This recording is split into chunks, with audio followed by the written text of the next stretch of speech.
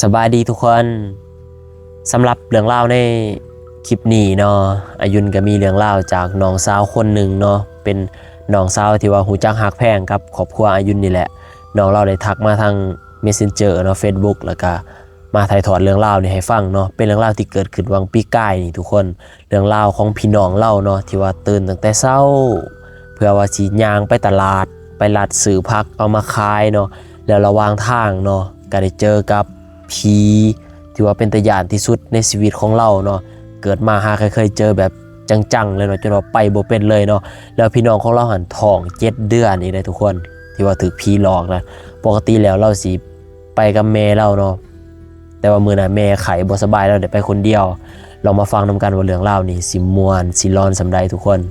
เรื่องราวต่อไปนี้ก็เป็นความเชื่อส่วนบุคคลเนาะโปรดใส่วิจารณญาณในการรับชมรับฟังให้ดีๆเด้อทุกคนคิดสิว่าอายุนมาเล่านิทานให้ฟังก่อนนอนก่อนนอนกันแล้วกันเนาะฟังเพื่อความบันเทิงฟังเพื่อความม่วนซื่นเด้ออย่าลืมกดไลค์กดแชร์ให้อายุนนี่เด้อทุกคนมาบัดนี้มาเข้าสู่เรื่องราวกันเลยเนาะคืนนี้ก็ซึ่งหนาวๆแน่ทุกคนเรื่องหันเกิดขึ้นวันปี2025นี่เนาะหรือว่าเกิดวันปีกายนี่แหละทุกคนเกิดวันช่วงเดือน7เนาะน้องสาวเจ้าของเรื่องนี่เนาะเรามีพี่น้องของเราลูกลูกน้องนี่แหละอายุที่ใส่ชื่อว่านางเนาะนางหันตอนนั้นเราก็ท้อง7 เดือนท้อง7 เดือนก็ห่วยท้องใหญ่พอสมควรได้เนาะปกติแล้วเนาะนางนั้นเราสิตื่นตั้งแต่เช้าเนาะตั้งแต่2 โมง 3 โมง 4 โมงเนาะตี 2 ตี 3 ตี 4ตั้งแต่เช้ามืดแล้วก็ย่างเนาะย่างเพราะเราอยู่บ้านสามัคคีเนาะอยู่อัตตปือเมืองสามัคคีไซนี่แหละทุกคนเมืองเดียวกับเมืองอายุนยูเนาะแล้วแท้นั้นมันจะเป็นเขตในเมืองเนาะเราย่างมาตั้งแต่บ้านสามัคคีเนาะย่างแล้วก็ข้ามขั้วแม่น้ำเซกองกันไปเนาะไปตลาดเสานะแล้วก็ไปล้อลัดซื้อผักซื้อยังปกติเนาะไปกับแม่แบบนั้นทุกมือนะก็จนว่าเคยสิ้นแล้วเนาะก็เป็นอาชีพเนาะเป็นหน้าที่ที่ว่าต้องเฮ็ดต้องหานี่แหละเนาะคนเฮาแล้วบ้านนี้ก็มีอยู่มือหนึ่งเนาะนางกันมือนะแม่ของเราป่วยบ่สบายเนาะเราก็เลยต้องได้ตื่นตั้งแต่เช้ามืดเนาะแล้วก็เกี่ยมเครื่องเกี่ยมของนี่เนาะใส่กระตาแล้วก็หิวกระตายางไปคนเดียวเนาะถามว่าหยานบ่อายุนคิดว่าเรากับเรื่องหยานกับไผกับหยานแล้วเนาะแต่ว่ามันก็เป็นนาทีนะ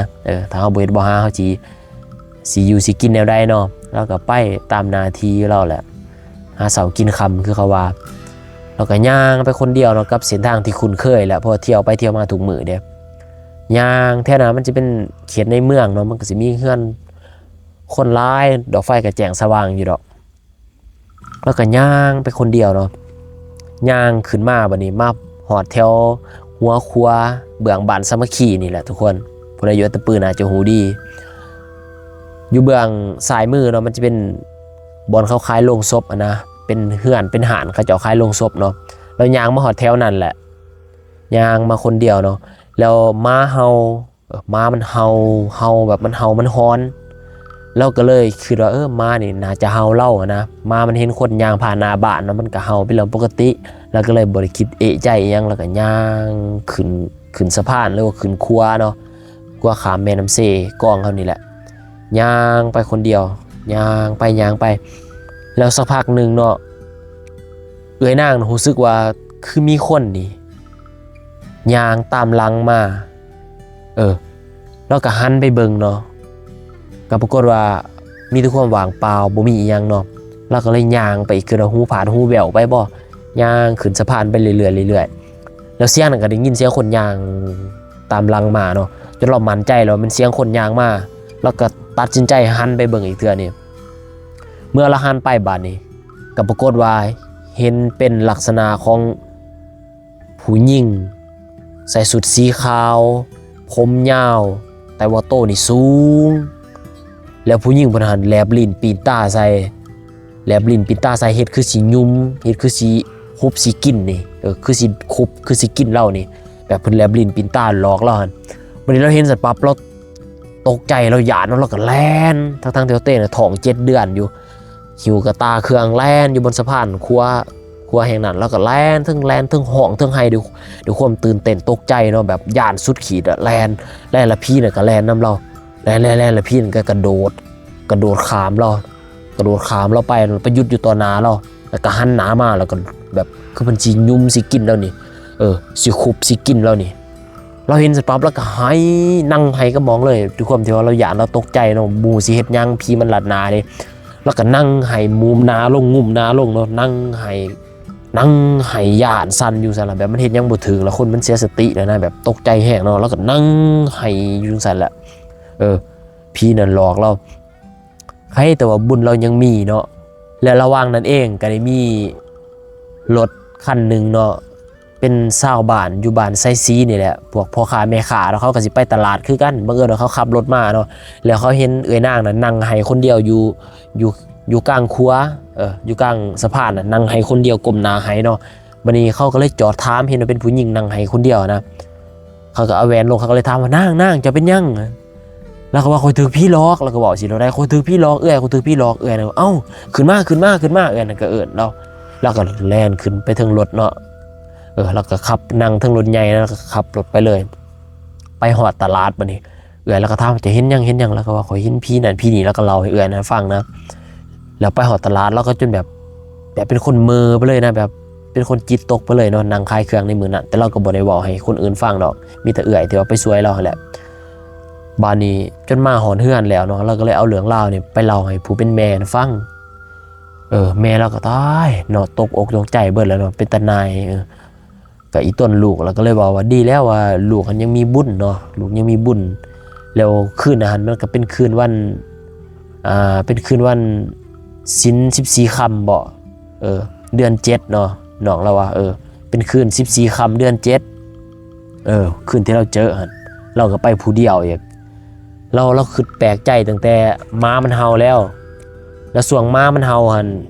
น่าจะเป็นช่วงที่ม้ามันเห็นผีแล้วเนาะมันเห็นผีเปรตนี่แหละอายุนคือว่าน่าจะเป็นผีเปรตละแต่เราหันบ่คิดว่ามาเห่าผีเนาะแล้วคือเรามาหันเห่าเราแต่เราหมู่ซึกตอนนั้นล่ะตอนมาเห่าแล้วล่ะว่าจังมันสิย่างมาโดนบ่ได้ก็บ่ฮู้แล้วเนาะรวมมันสิอยู่แถวหัวสะพานบ่หัวครัวเราไปคนลุกไปไอ้ลีทุกคนเพราะว่าเรื่องในนี้น้องสาวพอดีเนี่ยอายุนคิดว่าเราน่าจะบ่ตัวอายุนเนาะเพราะว่าเป็นน้องสาวแต่ฮู้จักฮักแพงกันแล้วอันที่2มาเนาะสถานที่แห่งนะอายุนก็เคยผ่านไปผ่านมาคุ้นเคยดีนะแล้วคนอยู่อัตตปื้อกันนะจะหูดีเนาะเขาเจอทุกคนเจออยู่หันเนาะโอ้เราว่าเป็นตัวอย่างขนาดเป็นผู้หญิงเราโตสูงๆผมยาวๆใส่เสื้อสีขาวแลบลิ้นปีนตาเฮ็ดคือสิคุบสิกินแล้วนี่แต่ว่าโตนี่สูงอายุนคิดว่าน่าจะเป็นพี่เปรตเนาะคือว่าน่าจะเป็นพี่เปรตหรือพี่ยังก็บ่ฮู้แล้วเนาะแต่อายุนส่วนโตคือเราพี่เปรตนะและทุกคนในคือเราพี่ยังที่เราเจอนะก็ลองคอมเมนต์บอกกันให้เด้อเนาะคอมเมนต์แลกเปลี่ยนกันได้อันนี้ก็เป็นเรื่องราวประสบการณ์ที่เกิดขึ้นจริงเนาะของน้องหักคนหนึ่งที่เรามาเล่าให้อายุนฟังเนาะทุกคนเดี๋ยวไปหาส้มหาฟังคลิปต่อไปเนาะสำหรับเรื่องนี้เนาะก็เป็นเรื่องเล่าจาก FC ทางแข้งเซกองเรื่องเล่าที่ว่าเราได้ไปพบเจอกับผีตายโหงหลอกตอนเราไปทางสวนเนาะทุกคนก่อนจะไปฟังเรื่องเล่าเนาะอายุนขอสีแจ้งอธิบายน้อยนึงเนาะนอกเรื่องน้อยนึงเรื่องกับมีอยู่ว่าอายุนได้เล่าเรื่องผู้หญิงคนหนึ่งเนาะที่ว่าเราท้อง7 เดือนแล้วก็ย่างไปขายผักแต่เสาอยู่ตลาดนะแถวครัวเซกองบัตรสมัคคีเนาะแล้วถือผีเปรตหลอกระหว่างทางนะอายุนเราลง Facebook เนาะแต่ก็มีหลายๆคนไปคอมเมนต์ว่าแบบโอ้ยจะได้น้องสิกาผ่านทางนั้นน้องเฮ็ดเวียกลางคืนน้องผ่านไปผ่านมาคนเดียวตลอดบัดนี้แล้วน้องย่านแล้วบางคนก็ว่าโอ้ยย่านแล้วบ่กล้าผ่านทางนั้นอีกแล้วเนาะหลายๆคอมเมนต์ก็ไปคอมเมนต์แบบนั้นนะประมาณ 3-4 คนนี่แหละอายุนก็เลยคิดว่าเป็นนำเฮาบอกสถานที่บ่เนาะอายุนบอกบ่ได้ว่าอยู่บ้านใดเมืองใดแข้งใดอยู่จุดใดนะเมื่อเขาได้ยินว่าจุดนี้มันมีผีแล้วเนาะเขาผ่านไปผู้ที่เขาย่านเขาก็สิจิตตกเขาก็สิย่านระแวงอย่างนะอายุนก็เลยรู้สึกผิดเนาะแล้วก็เลยเก็บเป็นประสบการณ์เก็บเป็นบทเรียนเนาะอันล้ำค่าเลยแหละว่าแต่นี้ต่อไปเนาะอายุนเราเรื่องผีสิบ่บอกสถานที่จริงเนาะสิบ่บอกเด็ดขาดเนาะไผสิเชื่อบ่เชื่อก็แล้วเนาะมีแต่เราไปตามที่เฮาคือว่ามันถูกต้องนะเพราะว่า คือกับรายการใหญ่ๆคือกันเนาะรายการ The Ghost The Shock รายการผีอยู่ไสกะยาเนาะเขาสิบ่เปิดเผยสถานที่จริงเนาะมันสิเสื่อมเสียชื่อเสียงมันสิเป็นดราม่าอย่างน้อยเฉพาะว่า2ใหญ่ๆเขาจึงบ่บอกสถานที่จริงนะเขาสิบอกแต่เป็นตัวอำเภอเป็นตัวจังหวัดซื่อๆเนาะเขาสิบ่เจาะจงรายละเอียดเลยเนาะโอ้อายุนก็เลยมาเข้าใจเนาะอายุนหันเฮาเป็น2น้อยนะเฮาก็อยากเน้นความจริงเนาะเราแล้วก็อยากให้คนเชื่อว่าเรื่องที่เฮาเล่ามานี่มันมีสถานที่จริงเด้อมีบุคคลจริงๆที่เจอเนาะเขาก็เลยบอกไปเบิดนะแต่พอเขาไปบอกไปสิแล้วมันก็มีดราม่าตามมาเนาะอายุนก็เลยแบบเศร้าแหละบัดนี้ตอนนี้ต่อไปสิบ่บอกสถานที่จริงเนาะตัวอย่างว่าเหตุเกิดอยู่ไสก็มีแต่สิบอกว่าอยู่อำเภอนั้นอยู่เมืองนั้นแขวงนั้นเนาะสิบ่เจาะจงว่าอยู่บ้านใดอยู่จุดใดเนาะเอาเข้าใจตามนี้เด้อทุกคนผู้ใดเชื่อก็เชื่อผู้ใดบ่เชื่อแล้วก็แล้วเนาะอันนี้ก็หลักๆก็อยากให้พังเพื่อความบันเทิงเนาะเกิดยุนมาเล่าเรื่องผีนี่พังเพื่อความบันเทิงพังเพื่อความม่วนซื่นเนาะมาเข้าสู่เรื่องราวกันเลยทุกคนบัดนี้สำหรับเรื่องผีใต้โฮงนี่เนาะเป็นเรื่องราวของ FC คนหนึ่งเนาะเป็นหลุนอ้ายเราอยู่ทางแข้งเซกองเป็นประสบการณ์ตรงจากตัวเราเองที่เจอเนาะย้อนไปประมาณ10 กว่าปีเนาะตอนนั้นเราได้สร้างครอบครัวใหม่แล้วก็ได้ไปซื้อดินตอนหนึ่งเนาะเราก็ไปกับเมียเราไปแล้วเราก็ไปทางดินตอนนั้นเนาะดินกับบุกวางเพราะบันไดดอกเราก็ไปปลูกกกล้วยกกเผากกมะม่วงกันยังใส่นะกาว่าอนาคตสิเป็นเฮ็ดเป็นเฮือนสวนแถวนั้นแต่ว่าดินของเรามันสิติดกับทางใหญ่แล้วทางใหญ่ฮะมันจะเป็นโค้งหักศอกเป็นทางโค้งตอนเราขี่รถผ่านไปผ่านมาก็เห็นเป็นเศษเครื่องรถที่ว่ามันแตกหักเสียหายตามข้างทางนะเราเป็นจุด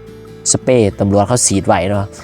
บนเกิดอุบัติเหตุอย่างนั้นลักมาไล่ก็มันหักมันแตกมันอย่างเนาะแบบว่าเกิดอุบัติเหตุบ่อยๆเลยนะอยู่โค้งหักศอกบนนั้นแล้วเองก็บ่ได้เชื่อเนาะเรื่องผีสร้างนางใหม่ก็บ่ค่อยเชื่อหรอกแต่ก็บ่ลบหลู่แล้วว่าจนมีกระทั่งที่เราเห็นนี่เราเลยเชื่อเลยมีอยู่มื้อนึงเนาะเราก็ไปทางสวนกับเมียเราปกติแล้วก็เอาลูกหน่อยเราไปนำลูกเราประมาณ 4-5 ปีนี่แหละก็ไปทางเรา3 พ่อแม่ลูกช่วงวันเสาร์วันอาทิตย์ทางเบิดมื้อแต่เช้าจนฮอดแรงๆเนาะตกมาประมาณ 4-5 โมงแรงนี่แหละกำลังสิเมื่อแล้วว่าลูกเราให้ขนาดลูกหน่อยแล้วลูกผู้ชายเนาะให้ซอขนาดมันให้แม่อ้อยจะได้กับบ่เศร้าลูกให้ลูกซอเนาะให้คือว่ามันหยาดยังจักอย่างนี่แหละถามลูกกับบ่ปากแล้วมีแต่ว่าให้อย่างเดียวให้คือเจ็บคือปวดให้คือว่ามันหยาดมันยังนะก็เลยไปเมื่อเอาซะเมื่อก็พาลูกหันเมื่อบัดนี้หลังจากลูกผ่านออกจากสวนตอนนั้นไปเนาะลูกก็เศร้าหายเลยเศร้าหายแบบปกติเลยก็บ่ได้คิดอีหยังเนาะบัดนี้มื้อต่อมาอีกก็เลยว่าบ่อยากเอาลูกมานํเนาะเป็นมื้อวันอาทิตย์นะวางมื้อวานนี่เราไปวันเสาร์ที่ว่าลูกเราหายแล้วสอเนาะเราก็เลยบอกกับเมียว่าจะอยู่เฮือนเอาลูกนี่แหละบ่ต้องไปดอกขอยสิไปเองยันลูกมันสิสอจนหน่อยเวียกสิบ่แล้วอย่างนั้นนะเราก็เลยไปคนเดียวไปแล้วก็ไปทางเนาะทางสวนตัดต้นไม้เสียหญ้าทางหยังนั่นแหละระหว่างที่เราทางไปทางมาเนาะแล้วว่ามีลมพัดมาบาดเดียวเนาะเป็นลมเย็นๆพัดมาลมมันพัดมาจนว่านั่งขิงลุกพุ่นละคนหัวลุกพุ่นละวาบมาบาดเดียวเนาะแล้วก็แบบมีแบบที่แรกรู้สึกเย็นมีแห้งนะคือลมพัดมาก็ดีเราเห็นแบบไม่เมื่อยแต่พอแบบมันผ่านไปวาบเดียวแล้วมันก็หายไปเลยนะแล้วท่านได้นั่นเนาะเราได้ยินเสียงคือคนเอิ้นเราเนี่ยแบบเฮ้ยสินะได้ยิน2 บาททีแรกแล้วอะแล้วก็หันไปเบิ่งเนาะหันไปเบิ่งก็บ่เห็นอีหยังคือว่าเสียงนกเสียงนูหรือว่าเสียงเฮาแบบหูผาดหูแววไปนะกับเฮ็ดเวียกไปเรื่อยๆเนาะทางหญ้าไปเรื่อยๆบัดนี้ได้ยินคนเอิ้นอีกเฮ้ยเอิ้นแต่ว่าเสียงอาจจะเอิ้นซ่าๆเบาๆนะแล้วก็หันไปเบิ่งเนาะบนเสียงดังมาหันไปเบิ่งแถวนั้นมันสิเป็นภูมิไม้แล้วก็เป็นแคมหัวเราเนาะมันก็มีน้ำบักจับนะหลวดน้ำครับแล้วก็แนมไปเนาะแวบแรกที่เราแนมไปหันเราเห็นเป็นผู้หญิงแล้วว่าใส่ชุดนี่ใส่เสื้อสีเหลืองนุ่งสิญเนาะแต่ แต่ว่ายืนนี่ลักษณะคือยืนแบบกอดลักหัวยืนพิงลักหัวนะลักษณะคือแบบว่าคนเมื่อยคนบาดเจ็บพิงลักหัวนะแบบเฮ็ดขาติเตือยนะกอดพิงลักหัวแล้วก็แนมมาหาเรานะแบบคืออยากเว้าแต่เว้าบ่ออกนะแบบคือเพิ่นเมื่อยเพิ่นยันแล้วหันไปพับแล้วก็ตกใจเนาะห่างจากเราประมาณ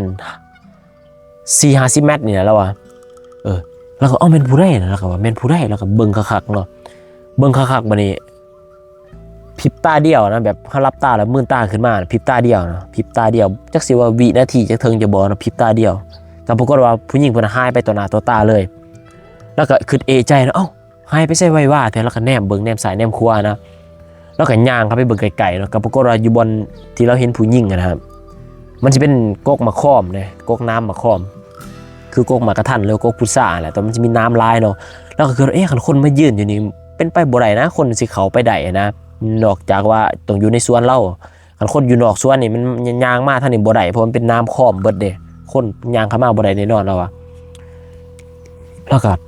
คือแปลกใจเป็นผู้ใดแล้ววะเป็นผู้ใดวะแล้วคือเนาะคือสงสัยนะคันว่าตัวเองสิตาผาดเนี่ยบ่แม่นนะจนว่าเห็นลักษณะว่าเป็นผู้หญิงใส่เสื้อสีเหลืองใส่ศีลแล้วแต่ว่าลักษณะคือมีเมื่อยอย่างนี้แหละแล้วก็คือแปลกใจเนาะ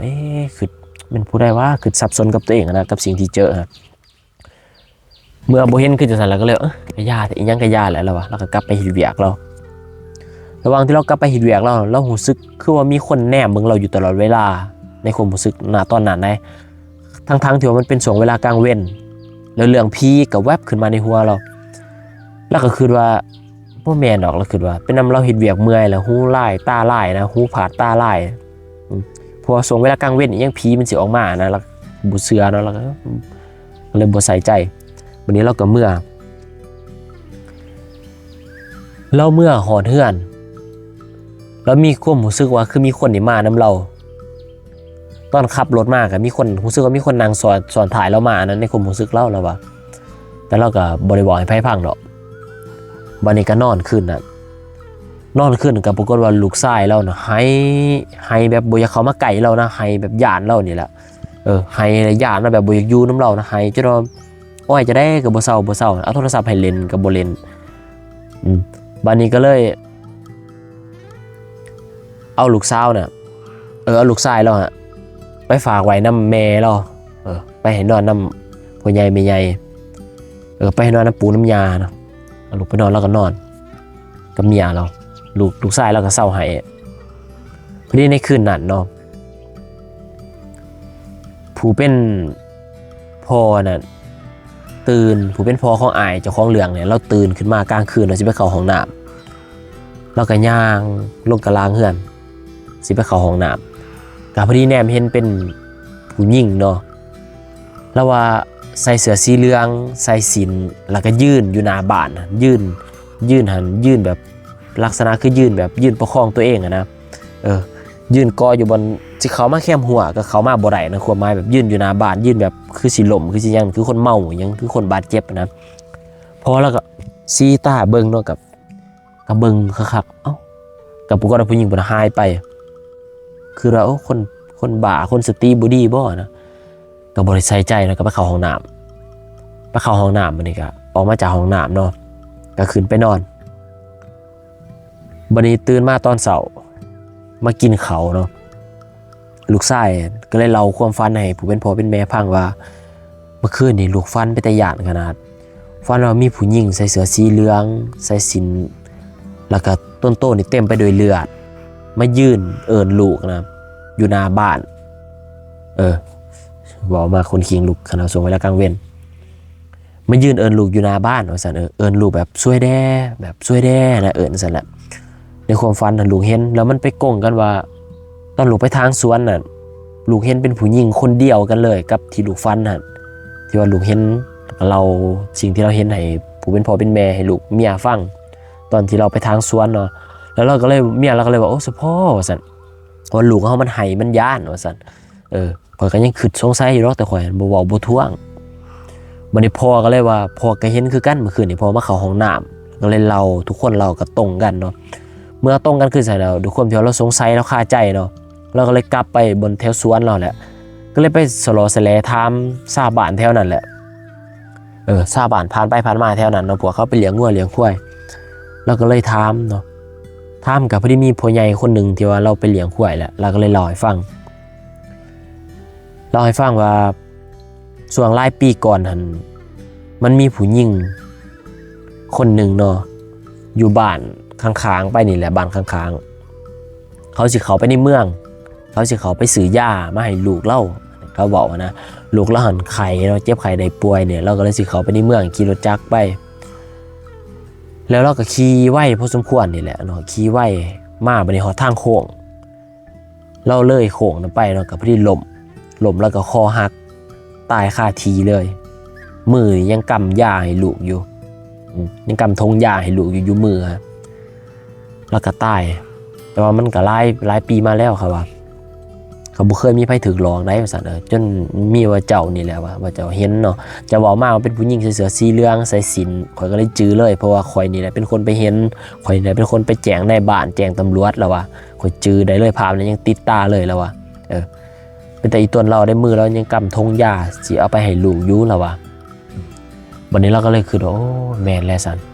แม่นแล้วสิ่งที่เจอเนี่ยคนอื่นเขาบ่เจอเป็นนำบุญวาสนาบ่เนาะหรือว่าเป็นสวงที่ว่าดวงเฮามันตกนะเราเส้นเฮามันมาตรงกันมันมาจูนกันเนาะเฮ็ดให้เราเจอเราก็เลยเชื่อเลยแต่มาเราก็เลยเชื่อว่าผีมีจริงเนาะผีสร้างนางใหม่มีจริงเราก็เลยเชื่อเลย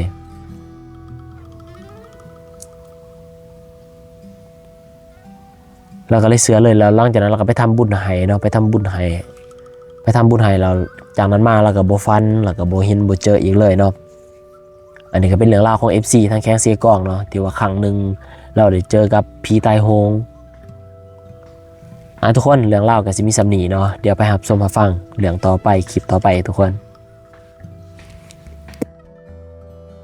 มาฟังเรื่องราวประสบการณ์ร้อนๆจากพี่น้องชนเผ่าเบลาถ้ายินเว้าผิดก็ขอโทษขออภัยเด้อเนาะอาจจะออกเสียงสำเนียงผิดนะชนเผ่าเบลานี่ก็เป็นชนเผ่าหนึ่งเนาะของลาวเฮาที่ว่ามีภาษาการปากเว้าที่เป็นเอกลักษณ์ประจำท้องถิ่นเนาะคล้ายๆกับภาษาโอ้ยภาษากะเหรี่ยงภาษาเผ่าลาวสูงลาวเทิงเนาะคือเฮาฮู้แล้วว่าประเทศลาวเฮามีหลายเชื้อสายชนเผ่าเบลานี่บรรพบุรุษเขาเนาะหรือว่าสมัยแต่ก่อนนี่ส่วนใหญ่แล้วเขาเจ้าจะนับถือผีเลี้ยงผีเนาะบรรพบุรุษอิหยังแต่ว่ามาปัจจุบันนี่คนรุ่นใหม่เขาก็จะนับถือพุทธแล้วเนาะแต่ก็มีบางส่วนบางพื้นที่ที่เขายังนับถือผีอยู่ก็มีอยู่นายพรานอายุสิใส่เป็นนายพรานเนาะกลุ่มหนึ่งนี่แหละหรือว่าเป็นชาวบ้านกลุ่มหนึ่งที่เขาเป็น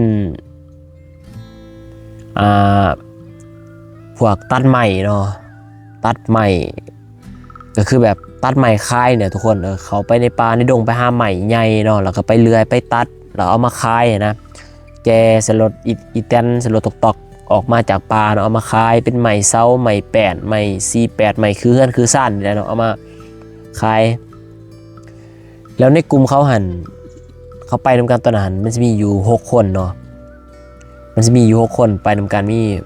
ผู้เฒ่าแน่เนาะเฒ่ากับบ่เฒ่าบ่ปานใดดอกสิประมาณ 4-50 ปีนี่เนาะ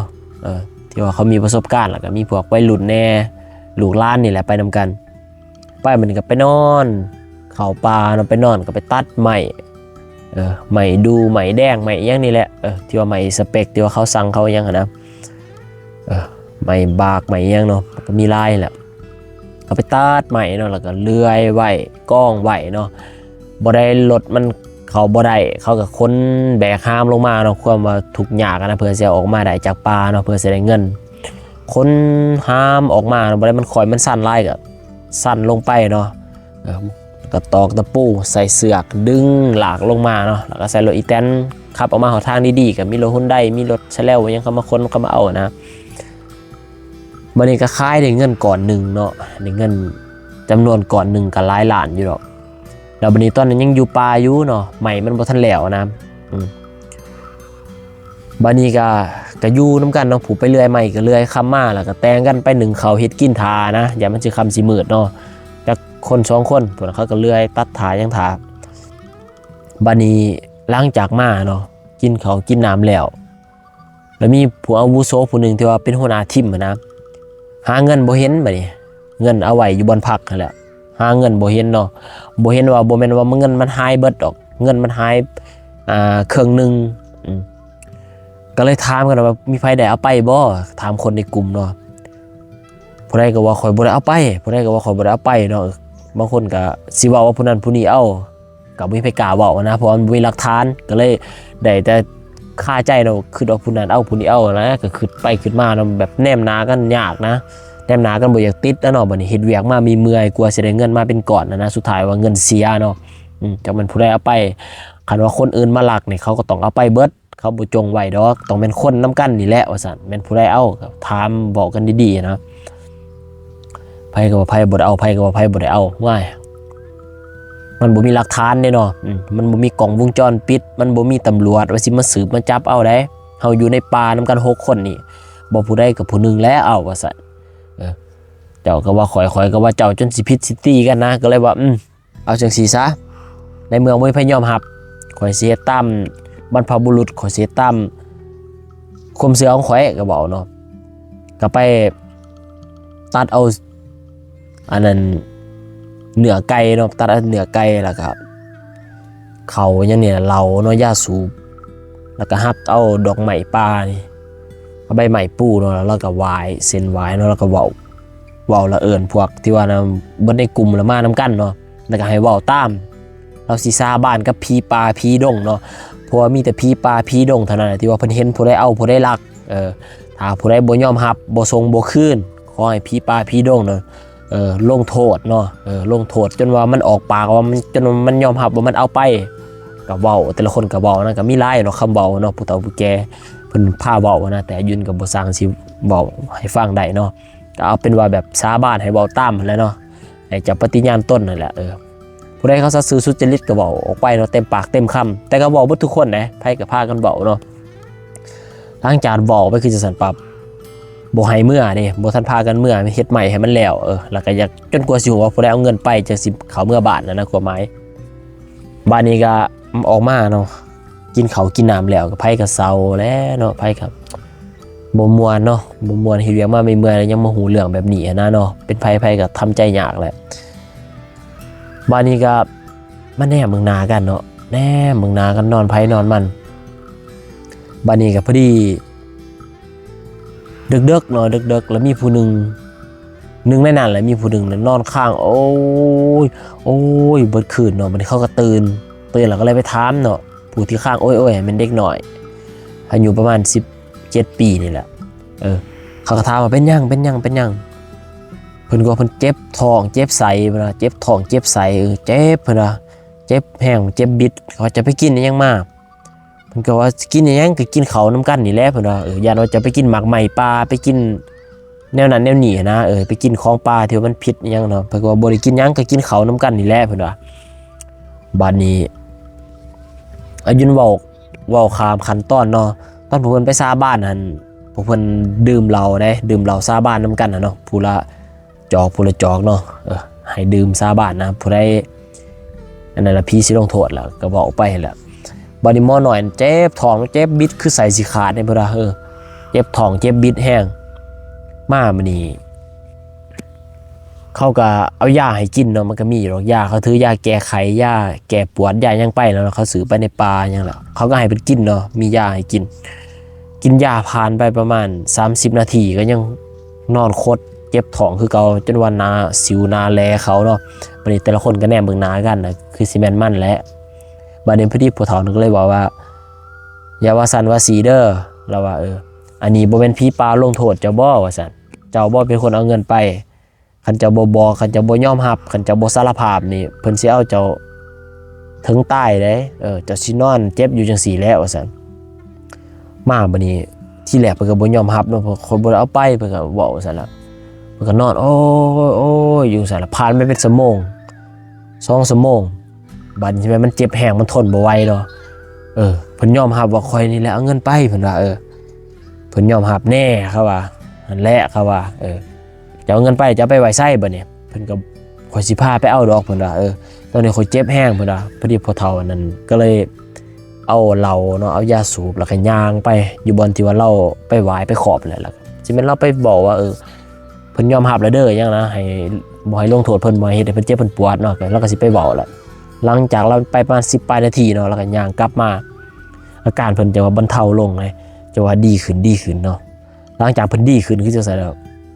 เพิ่นก็ไปอันนั้นบอนเพิ่นเอาเงินไหวเนาะเพิ่นเอาห่อใส่เสือเพิ่น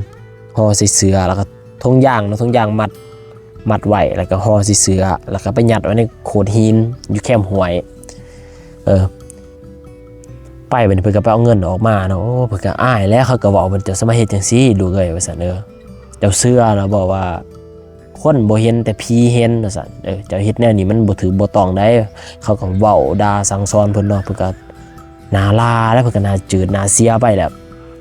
บัดนี้ก็หลังจากนั้นเนาะมื้อตื่นมาเขาก็เลยให้เพิ่นเมื่อครับแบ่งเงินให้เพิ่นเขาแบ่งเงินให้เพิ่นต่างหากแล้วให้เพิ่นเมื่อเนาะเขาบ่เอาเพิ่นแหละ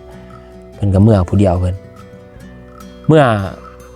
พอดีพวกนั้นออกมาจากป่าเนาะหลังจากผ่านไปประมาณ 2-3 คืนนี่แหละหลังจากเฮ็ดใหม่คายใหม่เบิดแล้วพวกอยู่ป่าเหลือหาคนแหละเขาออกมาจากป่ามาฮอดบ้านก็พอดีเห็นงานศพเนาะของเด็กน้อยผู้ที่ว่ารักเงินนั่นแหละเห็นงานศพอยู่เฮือนเพิ่นพวกนั้นเขาก็ตกใจเนาะเอ้าเพิ่นเป็นหยังเขาบอกว่าเพิ่นนั้นขี่รถเนาะแปลว่าเพิ่นมาฮอดบ้านสิเป็นไปเล่นน้ำผู้สาวหรือไปเล่นน้ำหมู่เป็นอย่างแหละเพิ่นได้เงินเพิ่นดีใจนะเงินครึ่งนึงเพิ่นเอาไว้นำแม่เพิ่นครึ่งนึงเพิ่นเอาไปเล่นเนาะสิเป็นเมาแหละเพิ่นไปเล่นแล้วขี่รถไวแล้วพารถล้มเนาะแต่ว่าทางบนเพิ่นล้มมันน่าแปลกได้เพราะทางมันซื่อๆเด้บ่แม่นว่าทางโค้งบ่แม่นว่าเป็นข่อยเป็นโน่นอย่างในทางซื่อๆตรงๆนี่แหละแต่ว่าเพิ่นขี่ไปอยู่ซื่อเพิ่นก็พารถล้มผู้เดียวแบบนั่นเลยนะล้มแล้วก็สิแบบว่ามันสำในมันยังเลือดออกทั้งดังออกทั้งปากออกทั้งหูนะหัวกระทบกระเทือนแห้งแล้วมันก็ตายครับว่ามาวันนี้พวกที่ว่าเขาไปในป่านํกันแนมหนากันได้แต่ว่าพวกอยู่เฮือนเขาบ่ฮู้ว่าเพิ่นนั้นไปลักเงินแล้วเขาไล่เพิ่นลงมาก่อนเพิ่นบอกกับเขาว่าเพิ่นเมื่อยว่าซั่นเพิ่นเมื่อยเพิ่นได้ขอเงินแบ่งมาก่อนเพิ่นบอกกับพ่อกับแม่เพิ่นนะแต่ว่าพวก5คนนั้นเขาฮู้แล้วว่าต้องเป็นผีป่านำมาเอาเพิ่นแหละแนวสาบานในป่านั่นมันต้องแลกด้วยชีวิตแล้วเนาะชีวิตต้องแลกด้วยชีวิตโลดแบบว่าเจ้าเว้าเจ้าขอคำสาบานนั่นนี่แม่นอยู่ว่าเจ้ายอมเนาะแต่พี่ป่าเพิ่นบ่ยอมเด้อันนี้พวกที่ว่าเขาป่าเขาเชื่อนะว่าต้องแม่นและพี่ป่าลงมาเอาชีวิตเพิ่นแหละเดี๋ยวเพิ่นไปสาบานเพิ่นเองบ่ยอมรับอีหยังเนาะแล้วสุดท้ายผลกรรมก็ตามทันเพิ่นเองนะบางคนก็สิว่าคันเฮาเบิ่งในมุมมองวิทยาศาสตร์ก็น่าจะเป็นเกิดอุบัติเหตุเนาะแบบเพิ่นดีใจนะเพิ่นได้เงินแล้วเพิ่นก็ฟ้าวไปลินแล้วก็เกิดอุบัติเหตุก็เป็นไปได้เนาะแต่ว่าในเรื่องที่มันแปลกก็คือตอนที่ไปสาบานเด้ซั่นแล้วมาแล้วเพิ่นผู้เดียวเจ็บท้องนะคนอื่นยังบ่เจ็บเพิ่นเจ็บจนเพิ่นทนบ่ไหวจนเพิ่นไปยอมรับเนาะบัดเขาไปแก้คำสาบานแล้วก็ปรากฏว่าเพิ่นเองก็ดีขึ้นเนาะนี่แหละทุกคนอันนี้ก็เป็นเรื่องราวความเชื่อของพี่น้องชนเผ่าเบ้าเนาะชนเผ่าเบ้าที่อายุนำมาเล่าให้ฟังนี่แหละมีอ้ายคนหนึ่งแล้วเป็นทหารเนาะมาถ่ายทอดให้อายุนฟังนี่แหละเรื่องนี้ทุกคนเรื่องความเชื่อเรื่องผีป่าเรื่องบรรพบุรุษเนาะที่ว่าเขานับถือเขาเชื่อกันมานะแล้วเพิ่นก็สิเป็นเด็กน้อยที่ว่าบ่เชื่อและเนาะเพิ่นจังว่าเฮ็ดแบบนั้นนะคือว่าสาบานไปคือสิบ่เป็นหยังดอกแต่สุดท้ายก็หั่นแหละเนาะผลกรรมก็ตามทันแม่นอยู่ว่าคนบ่เห็นแต่ผีเห็นเนาะทุกคนอันนี้ก็เป็นเรื่องราวที่อายุนำมาเล่าให้ฟังเนาะเดี๋ยวไปรับชมมาฟังคลิปต่อไปทุกคนพี่น้องเศร้าแข้งหัวพันหูจักบ่ผู้ซัมมกะเอียงผู้ซัมมกะเอียงนี่เป็นผู้หน่วยหนึ่งเนาะที่ว่ามีความอาถรรพ์มีความเป็นตาย้านมีความลึกลับเนาะแล้วก็มีหลายเหตุการณ์ที่เกิดขึ้นณผู้แห่งนั้นเนาะที่ชาวบ้านเขาไปหาอยู่หากินแล้วก็เจอกับเหตุการณ์ร้อนๆรวมถึงมีเหตุการณ์ฆาตกรรมกันเกิดขึ้นอยู่ที่ภูแห่งนั้นเนาะลองมาฟังเรื่องเล่าจากประสบการณ์ของน้องสาวคนหนึ่งเนาะได้มาถ่ายทอดให้อายุนฟังน้องสาวหน่อยเนาะเราเป็นคนแข้งหัวพันเนาะเป็น FC ที่ว่าติดตามอายุนมาดนแล้วก็เคยโทรมาเล่าเรื่องเล่าให้อายุนฟังก็หลายเรื่องเนาะเราได้โทรมาเล่าให้อายุนฟังเรื่องนี้ คนนึงหันอยู่ทางถึงหันแบบสร้างห้างแล้วตอนจะค่ำแล้วหั่นน่ะแล้วคนนึงหันแหละนอนอยู่ลุ่มบัดนี้ได้ยินเสียงกวางหั่นแหละจะแม่นอั่นเจ้าป่าหั่นแหละแบบผีบังตาหั่นนะแล้วเราก็พุกฮอกไปคนอยู่ลุ่มหั่นแล้วก็เห็นกวางแล้วก็เตรียมจริงคือกันอยู่เทิงหันก็เห็นนั่นคนนั้นหั่นน่ะแม่นนั่นแม่นกวาง เราบอกให้ฟังว่าอยู่บ้านของเราเนาะอยู่ทางแขงหัวพันหรือว่าทางภาคเหนือของประเทศลาวเฮาเนาะน้องเราบอกให้ฟังว่าตอนนั้นเนาะอยู่บ้านเรามีนายพรานคนหนึ่งนี่แหละอยู่บ้านเราเนาะเขาไปหาล่าสัตว์เนาะไปหายิงหมูป่ายิงกวางยิงผ่านก็ว่ากันไปเนาะแต่ว่าเขาไปในป่าแห่งนั้นคนเดียวมันจะเป็นภูเขาใหญ่ๆเนาะแล้วก็มีนายพรานอีกคนหนึ่งคือกันเนาะแต่ว่าอยู่คนละบ้านไปหาล่าสัตว์อยู่ที่ภูแห่งเดียวกันแต่ว่าไปคนเดียวคือกันเนาะแล้วคนหนึ่งหันตั้งแคมป์นอนตามแคมป์หวยนี่แหละคนหนึ่งหันขัดหางอยู่ทั้งต้นไม้ก็สิแม่นเห็นห้องห้อยของสัตว์มันมาหากินดินโป่งหรือว่ามันหาแถวนั้นแล้วเขาจึงว่าขัดหางไว้นะแล้วตกมาตอนกลางคืนเนาะนายพรานทั้งสองก็ออกล่าสัตว์นายพรานที่อยู่เทิงหางนั่งเทิงหางทุกต้นไม้ก็เกียมอาวุธปืนแล้วเนาะแล้วนายพรานที่ว่าหากินตามพื้นดินน่ะก็ถือปืนส่องหาเหยี่ยงสัตว์เนาะแล้วนายพรานที่อยู่เทิงกกไม้แนมเห็นนายพรานที่อยู่ลุมนั่นเป็นตัวกวางเป็นกวางขนาดใหญ่เลยนายพรานที่อยู่เทิงกกไม้เห็นว่าเป็นกวางสันปั๊บเนาะก็ดีใจได้จังหวะได้โอกาสแล้วก็ยิงเลยเนาะเสียงปืนดังขึ้นปั๊บกวางตัวนั้นก็ล้มดิ่นลงกับพื้นเลยแล้วก็คือว่าคือสิเรียบร้อยแล้วถึงจุดตายแล้วเราสิบ่ลงห่างจากกลางคืนเนาะแล้วคือเรามื้ออื่นตอนเช้าก็จึงลงไปแล้วก็แลเนื้อเขายังเอาเมื่อบานเลยแล้วก็คิดว่าเนาะแล้วก็ดีใจแล้วตัวเองมานแล้วก็นอนเนาะแล้วพอดีตื่นมาตอนเช้าเนาะเราก็ลงไปเบิ่งลงมาจากหางและสิ่งที่เราเห็นนั้นคือทุกคนคิดเลยเนาะเป็นหล่างของนายพรานคนหนึ่งที่นอนจมกองเลือดตายอยู่ต่อหน้าต่อตาเราก็ตกใจเห็นยังบ่ถึงมือใหม่สั่นเบิดเนาะเพราะว่าสิ่งที่เรายิงเมื่อคืนนี้กลับกลายเป็นคนเนาะเป็นนายพรานคือกันแต่ว่าถึงเรายิงตายเราก็เลยเชื่อว่าถือผีบังตานั่นนี่แล้วเนาะบัดนี้เราก็เลยลงเมื่อบ้านแล้วก็ไปบอกไทบ้านว่าเรายิงคนตายเนาะไทบ้านเขาก็ขึ้นมายังมาแล้วหลังจากนั้นเขาก็ฟังกับป่าแห่งนั้นเลยเนาะเขาบอกลงมาเขาขุดลุมแล้วก็ฟังไปเลยแล้วหลังจากนั้นเนาะน้องสาวหน่อยแล้วก็รอว่าเขาก็มาบอกคดีความกันเนาะซะว่าชาวบ้านที่เขาป่าน้ำกันนี่เขาก็เข้าใจเนาะเขาก็เข้าใจเพราะว่ามันบุยไผอยากขากันเนาะบ่แม่นว่าสิมีความโกรธความแค้นอย่างนั้นมันเป็นอุบัติเหตุเนาะแล้วมันก็เป็นสิ่งที่ว่าเป็นความเชื่อของชาวบ้านเขาเชื่ออยู่แล้วเนาะว่าสิ่งที่มันบังหูบังตาอันแหละแล้วสุดท้ายก็ได้เสียขาหัวเนาะก็บ่ได้ถูกจับเลยอายุนถามว่าน้องแล้วผู้หญิงได้ถูกจับบ่เขาก็บ่ได้ถูกจับเนาะแบบว่าเขาก็ยอมกันนะเขาบ่เอาเรื่องเอาราวกันมีแต่จ่ายค่าหัวไปแล้วก็แล้วไปเนาะก็ถือว่าเป็นเคาะร่วมกันเนาะแล้วเหตุการณ์เทื่อที่2นี่ชาวบ้านเนาะชาวบ้านเขาไปหาเฮ็ดแล้วว่าคือน้องสาวหน่อยเนี่ยยุนขอบอกก่อนว่าเราเป็นคนชนเผ่ากึมมุเนาะชนเผ่ากึมมุเป็นชนเผ่าหนึ่งของลาวเฮาเนาะคือฮู้แล้วว่าลาวเฮามีหลายเชื้อชาติมีหลายชนเผ่าเนาะน้องสาวเราก็เป็นหนึ่งในนั้นแล้วชาวบ้านกึมมุนี่แหละเขาก็ไปหาเฮ็ดแดงตอนนั้นไปหาเฮ็ดแดงเฮ็ดที่ว่า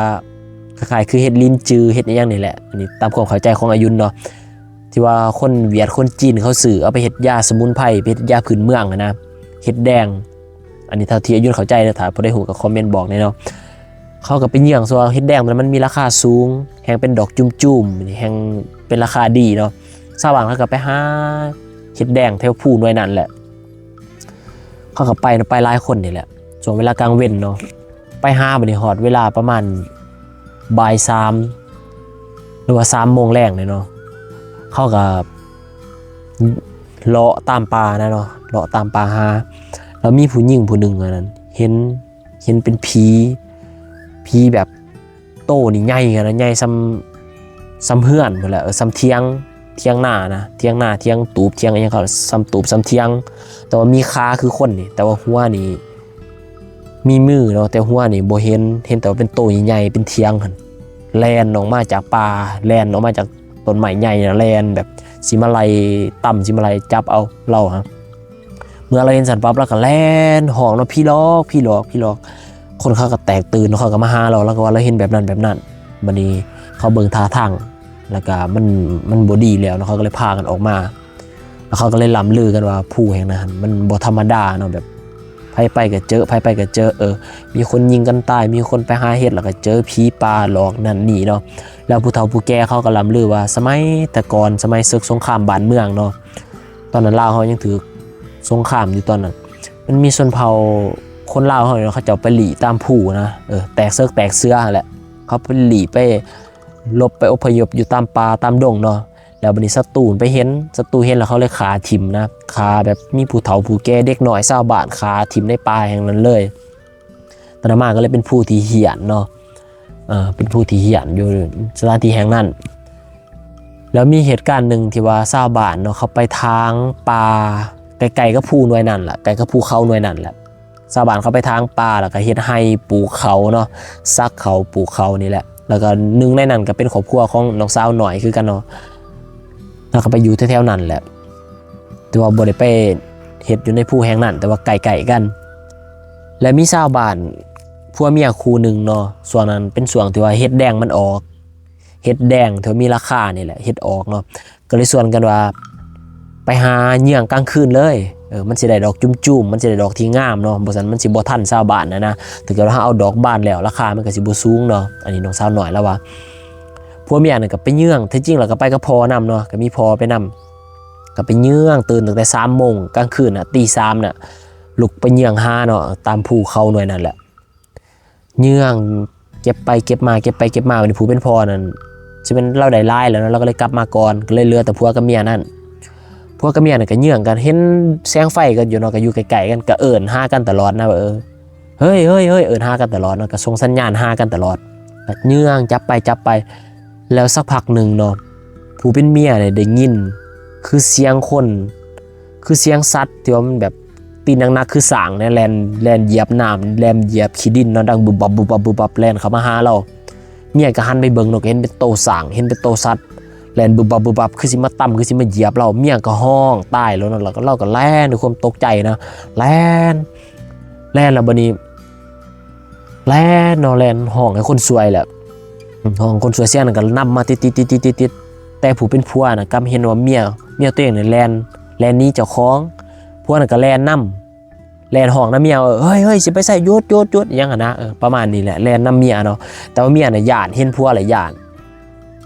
แบบว่าผีบังตานะผีเฮ็ดให้เมียนี่เห็นผัวนี่เป็นสัตว์ป่าที่ดุร้ายแล้วเห็นเป็นผีเป็นช้างเนาะเป็น10เป็น20โตแล่นสิมาเหยียบเมียนะแต่ว่าเมียน่ะเห็นเป็นแบบนั้นแต่ผัวหั่นเอาเห็นว่าเมียแล่นนี้ยังนะก็พยายามสิแล่นไปไปจับเมียไปคุมสติเมียไว้นะแต่ว่าเมียนี่เห็นแสงไฟผัวแล่นมาก็แล่นหนีคิดว่าผัวนี่เป็นสัตว์หายเนาะแล่นหนีกันแล่นไปมันผัวผู้ชายเนาะก็แล่นไวกว่าผู้หญิงอยู่แล้วเนาะแม่นอยู่แล้วว่าแล่นน้ำปลาน้ำดงลมลุกคุกคานแต่ว่าสุดท้ายผู้ชายก็นำทันเนาะจนไปอยู่เมียนะไปอยู่พักหลังเมียจนล้มแล้วก็จับเมียสั่นมาปลุกมายังล่ะเมียได้สติบัดนี้ผัวเอิ้นเมียได้สติมากให้กอดผัวนะว่าสิ่งที่เป็นเห็นนั่นเป็นสัตว์เป็นผีไล่สิขาสิกินเพิ่นว่าบัดนี้ผัวก็เลยเอาเมียออกมาเนาะไปล่ำไปลือว่าเจออีกแล้วเหตุการณ์อยู่ในภูแห่งนั้นเนาะผู้ยังอายุนก็ลืมซื้อแล้วเนาะคือต้นคลิปอายุนบอกไปก่อนหน้านี้แล้วเนาะจริงๆแล้วเรื่องเล่าก็จะมีสำนีเนาะทุกคนแต่ที่จริงแล้วรายละเอียดก็จะมีหลายกว่านี้เนาะน้องสาวเราให้อายุนฟังนะแต่อายุนก็จือแล้วก็เข้าใจมาสำนีเนาะก็เลยเอามาถ่ายทอดให้ทุกคนได้ฟังถ้าเกิดว่าอายุนบอกขาตกบกพร่องผิดพลาดบ่ได้ก็กราบขอโทษขออภัยน้ำน้องสาวหน่อยเพิ่นเด้อเนาะเรื่องเล่าก็ถือว่ามวลหลายแล้วก็อายุนมักเนาะเรื่องเล่าเกี่ยวกับปลาเรื่องเล่าเกี่ยวกับอาถรรพ์แบบนี้เนาะแล้วส่วนตัวอายุนเชื่อว่าเรื่องเล่าที่น้องเล่ามาเล่าให้อายุนฟังนี่เป็นเรื่องจริง 100% เนาะอันนี้จากเซนส์จากความรู้สึกล้วนๆเลยเนาะแต่ว่าอายุนอาจจะมาถ่ายทอดได้บ่ดีเท่าที่ควรอันนี้ก็ขออภัยเด้อทุกคน